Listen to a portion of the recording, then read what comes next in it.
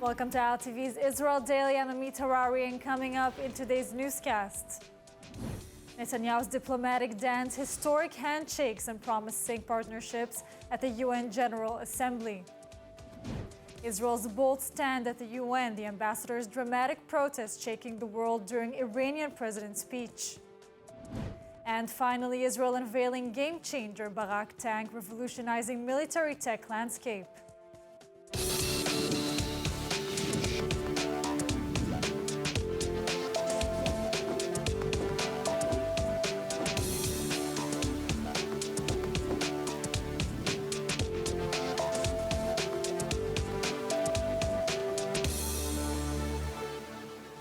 Prime Minister Netanyahu held talks with world leaders in New York on the sidelines of the UN General Assembly.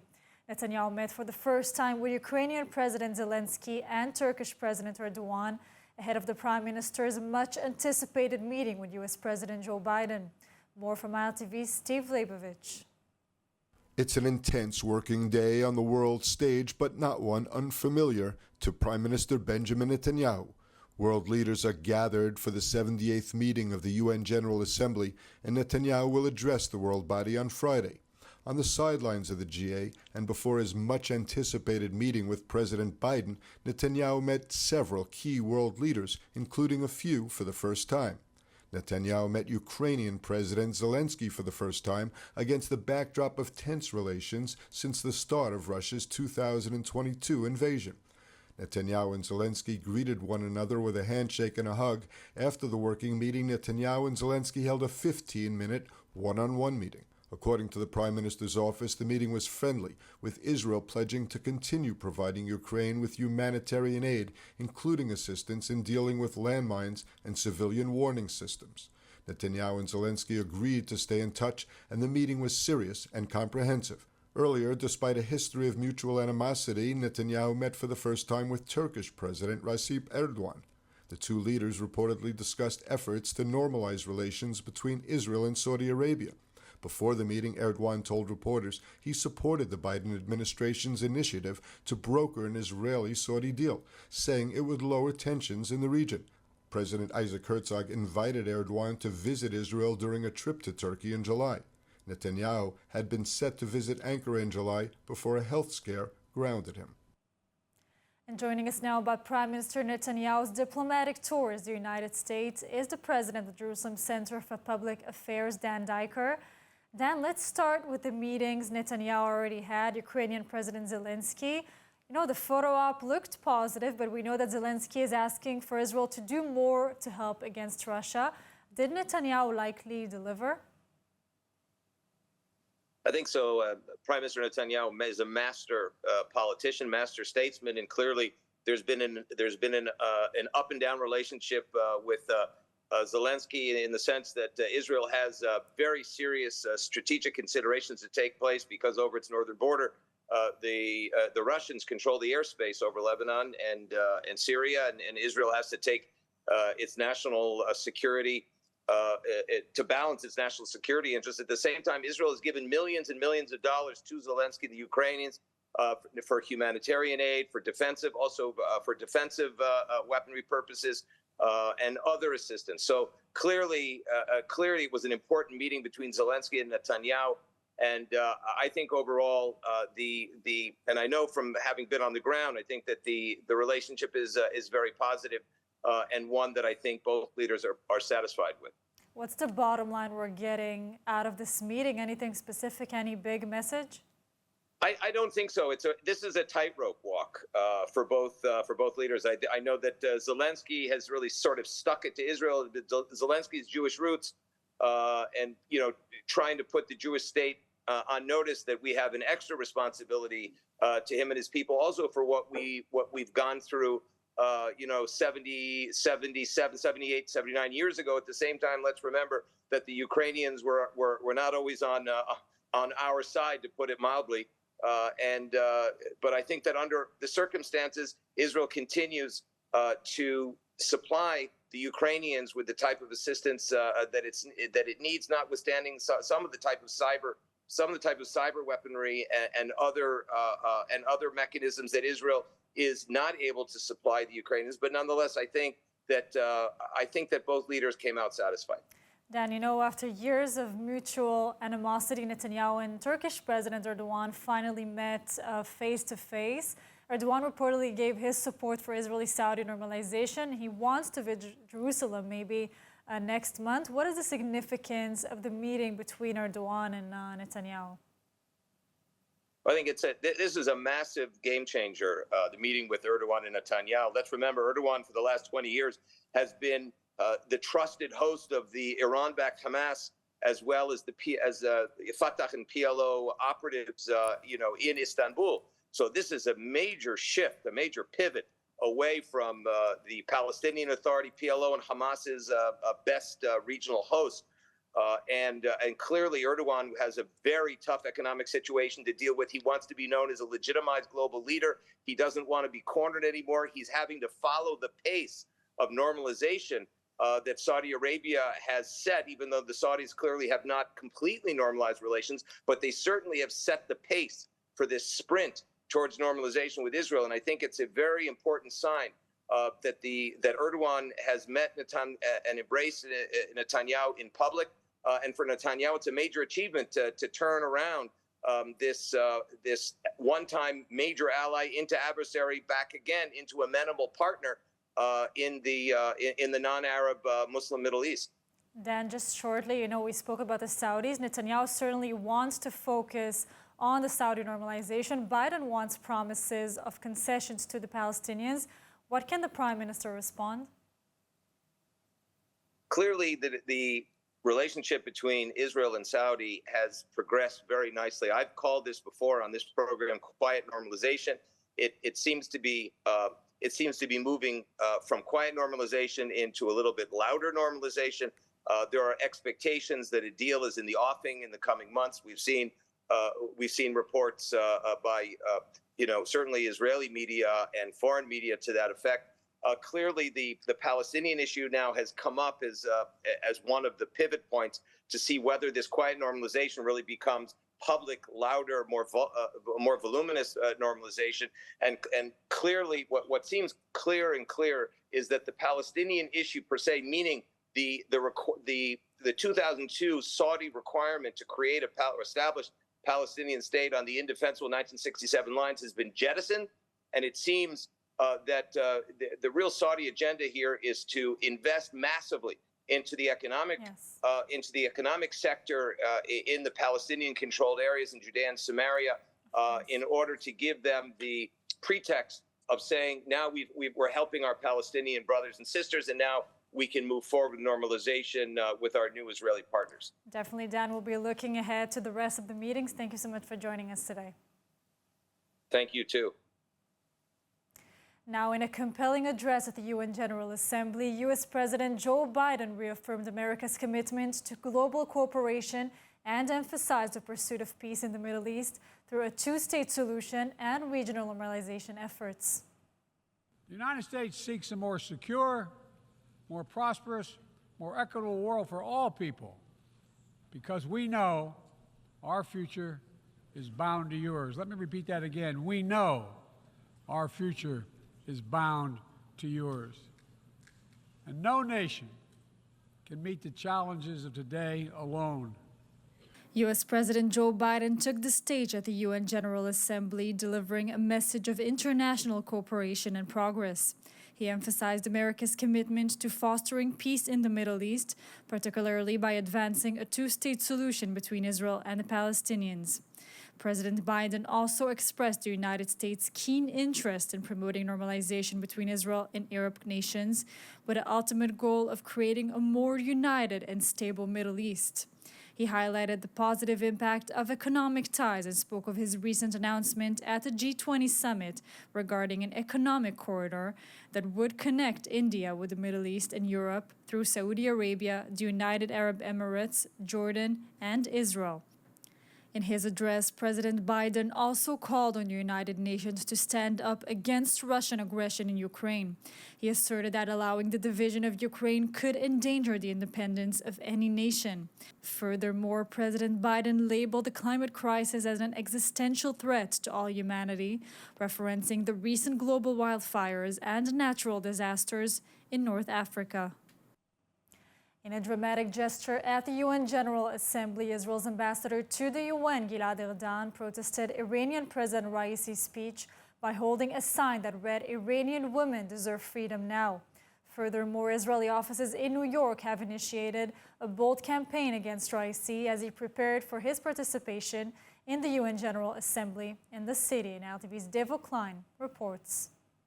In a dramatic gesture at the United Nations General Assembly, Israel's ambassador to the UN, Gilad Erdan, made a powerful statement during Iranian President Ibrahim Raisi's speech. Ambassador Erdan, known for his strong stance, stood up with a sign that read, "Iranian women deserve freedom now," featuring a picture of Masha Amini, the woman who died in Iranian police custody. Amini was arrested for an alleged dress code violation in Iran.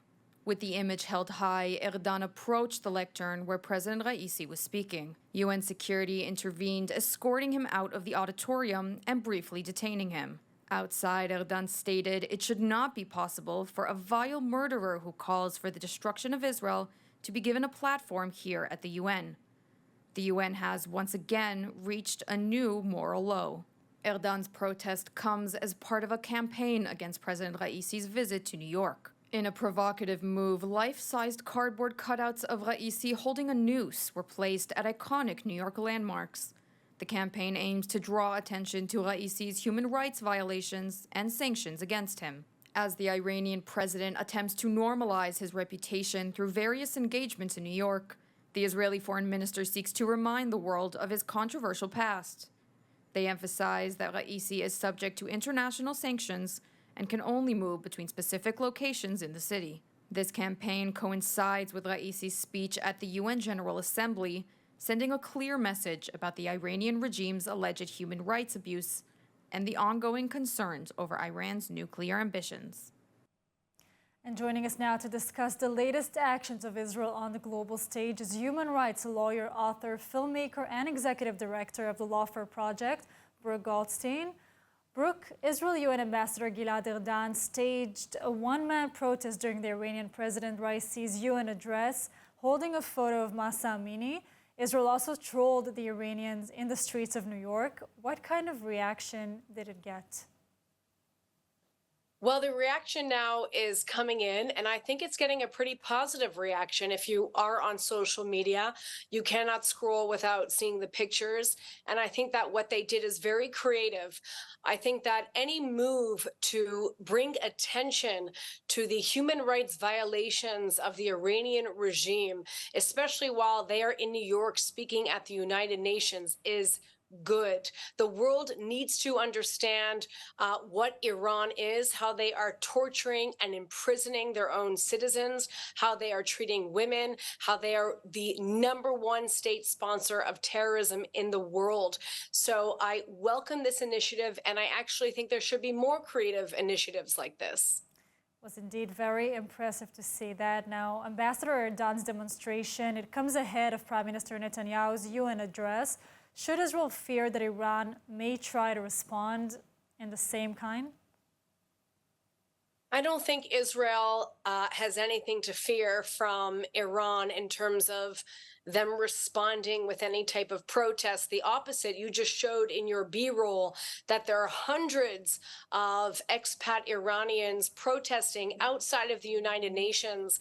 If anything, Iran should be worried about its public image because people are mobilizing, and allies of the Iranian people, including the Israeli people and the Jewish community, have been mobilizing in the hundreds to support freedom in Iran. You know, speaking of social media, did you see any responses, any comments about Gilad Erdan being detained after what he did? I mean, anything about that?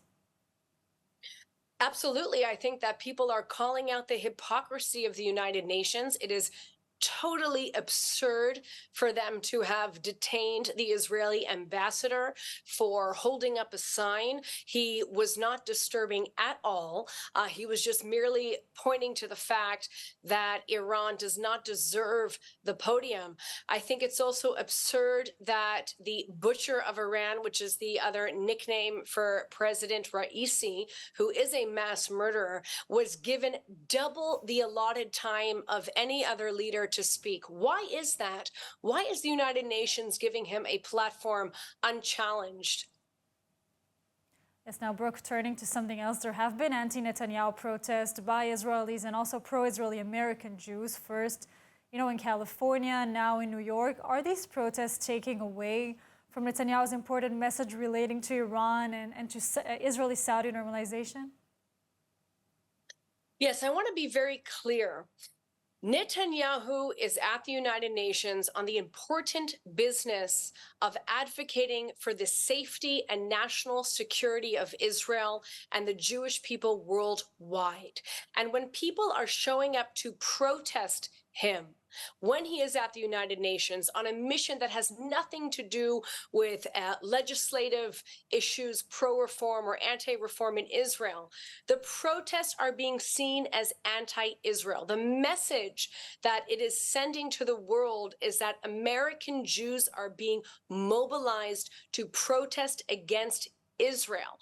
People don't necessarily see this as something more nuanced, as just against Netanyahu. And I really agree with what Alan Dershowitz said in his recent op-ed in the Jerusalem Post, that the protesters are giving credibility to Israel's enemies at the United Nations, and they betray the true motive, which is to harm the state of Israel, to harm the people of Israel. At the very best, I think they are naive. They are behaving like, frankly, useful idiots. And at worst, they're really trying to harm the image of Israel. The reform, anti-reform, pro-reform Israel, you don't have to take a position to understand that the optics are absolutely terrible and harmful for the Jewish state at large. Brooke, thank you so much. Always a pleasure having you on. Thank you so much for joining us today. Thank you for having me. With a surge in warnings of imminent terrorist attacks ahead of the upcoming holidays, Israel's police and security forces have significantly bolstered their presence nationwide, especially in vulnerable areas like places of worship and recreational centers. And ILTV's William Sharon has more. With hundreds of attacks and attempt attacks making a significant increase compared to last year, Israel's police and security forces have ramped up their presence across the country in response to a 15% increase of warnings of imminent terrorist attacks ahead of the upcoming holidays. The focus is on increasing security in vulnerable areas, including places of worship and recreational centers, to ensure a safe holiday season. To enhance security, police are urging civilians with firearm permits to carry their weapons for self-defense during the holiday season, especially leading up to Yom Kippur. They're also encouraging the public to report any unusual incidents to the police hotline.